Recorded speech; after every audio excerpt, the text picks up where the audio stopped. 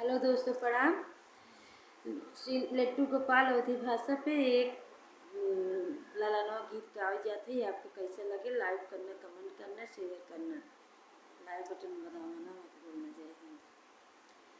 राम लखन चले बन के अहिरवा, अरे राम लखन चले बन के अहिरवा, अरे सीता के गोड़िला खींचाई रे ललनवा, अरे सीता के गोड़िला खींचाई रे ललनवा।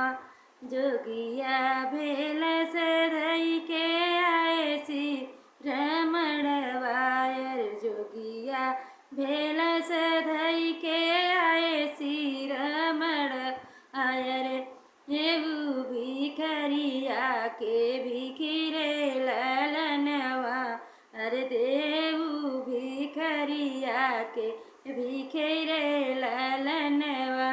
भीतर बाटियू के बाहरे शीतल रानी, भीतर बाटियू के बाहरे शीतल रानी, देऊ भिखरिया के भिखिरे ललनवा, अरे देऊ भिखरिया के भिखिरे ललनवा।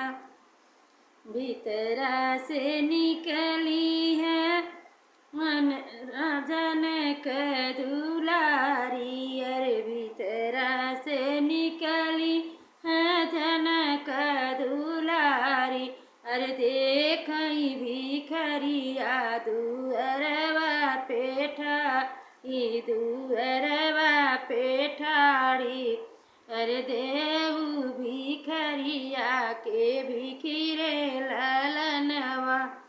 सोनवा के थलिया सजवई मोरी सीता, रे सोनवा के थलिया सजवई मोरी सीता, अरे लेऊ भिखरिया तू भिखिरे ललनवा, अरे लेऊ भिखरिया अरे भिखिरे ललनवा।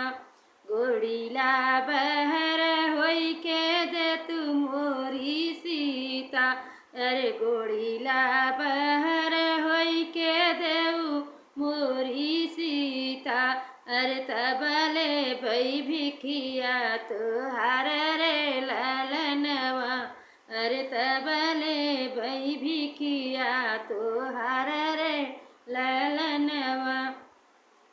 एक गोड़ सीता जे धरली ओ सरवा, अरे एक गोड़ सीता अरे धैली आंगनवा, अरे दूसर गोड़ सीता अरे धैली ओ सरवा, अरे तीसर गोड़ सीता धरही न पवली, अरे लिहले सीरथ बैठाई रे ललनवा, अरे लिहले सीरथ बैठाई रे ललनवा। एक बन गईली दूसरे बन गईली, अरे तीसरे में लगली चलाई रे